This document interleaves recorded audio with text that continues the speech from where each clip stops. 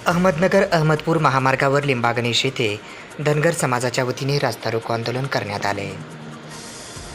अहमदनगर अहमदपूर महामार्गावर बीड तालुक्यातील लिंबागणेश येथे धनगर समाजाच्या वतीने आज सोमवार दिनांक 23 सप्टेंबर रोजी सकाळी 10 वाजता भव्य रास्ता रोको आंदोलन करण्यात आले।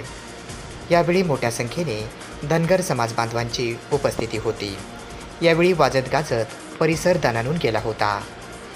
बीड तालुक्यातील लिंबागणेश येथे धनगर समाज बांधवांच्या वतीने अनुसूचित जमाती म्हणजेच एसटीचे प्रमाणपत्र वितरित करून एसटीचे आरक्षण देण्यात यावे, यासाठी शासनाने तात्काळ आदेश काढावेत। यासाठी लिंबागणेश येथे भव्य असा रास्ता रोको महामार्गावर करण्यात आला। यावेळी मोठ्या संख्येने धनगर समाज बांधवांची उपस्थिती होती।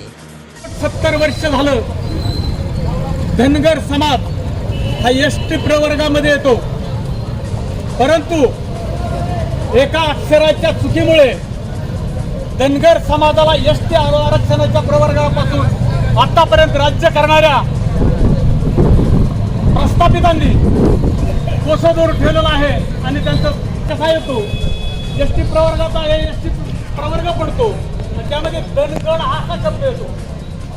आणि महाराष्ट्र सरकारने वेळोवेळा धनगर समाजाने वेळोवेळा सांगितलं की महाराष्ट्रामध्ये धनगर समाजाला सहकार्य करायचं।